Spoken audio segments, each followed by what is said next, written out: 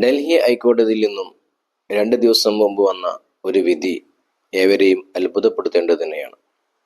ഡൽഹി പ്രക്ഷോഭവുമായി ബന്ധപ്പെട്ട അറസ്റ്റിലായി ഇപ്പോഴും തടവിൽ കിടക്കുന്ന ഉമർ ഖാലിദിന്റെയും ഷർജിൽ ഇമാമിന്റെയും ജാമ്യാപേക്ഷ തള്ളിക്കൊണ്ട് കോടതി പറഞ്ഞത് ദീർഘകാല തടവും വിചാരണ കാലതാമസവും ജാമ്യത്തിന് കാരണമല്ല എന്നാണ് കോടതി പറഞ്ഞത്. നമ്മുടെ രാജ്യം ഏറ്റവും ഭീകരമായ അവസ്ഥയിലൂടെയാണ് ഇപ്പോൾ കടന്നുപോയിക്കൊണ്ടിരിക്കുന്നത്. എല്ലാവർക്കും അറിയാം.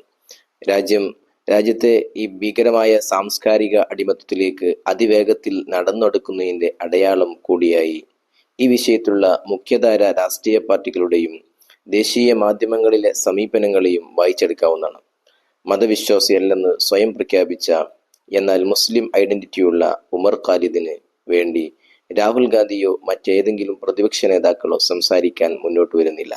കാരണം ഇന്ത്യൻ രൗദ്രഭാവം പൂണ്ട രാഷ്ട്രീയ ഹിന്ദുത്വത്തിന് പ്രതിപക്ഷ നേതാക്കൾക്കെതിരെ ഉപയോഗിക്കാൻ അക്രമോത്സുകമായ രാഷ്ട്രീയ ആയുധമായി ഉമർ ഖാലിദിന്റെ മുസ്ലിം ഐഡന്റിറ്റി മാറുമെന്ന ഭയം തന്നെയാകണം.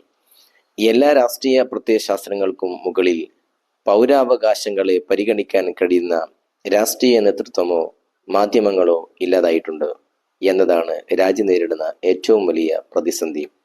ഈ വെല്ലുവിളിയെ മറികടക്കാൻ പ്രാപ്തിയുള്ള നീതിന്യായ സംവിധാനം കണ്ണു തുറന്നു പ്രവർത്തിക്കാതിരിക്കുന്ന അവസ്ഥ കൂടിയാണ് രാജ്യം നേരിടുന്ന വെല്ലുവിളിയുടെ ആഴം വർദ്ധിപ്പിക്കുന്നത്.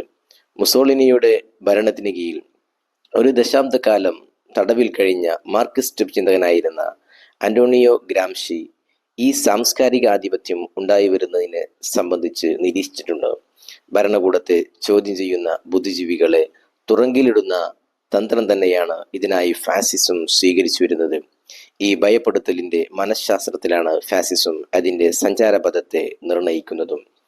നിയമവും കോടതികളും ഭരണാധികാരത്തിന്റെ ഉപകരണമായി പ്രവർത്തിക്കാതിരിക്കുന്ന ഒരു രാജ്യത്ത് മാത്രമാണ് പൗരാവകാശങ്ങൾക്ക് മൂല്യമുണ്ടാകുന്നത് എന്നും അങ്ങനെ ഒരു രാജ്യത്ത് മാത്രം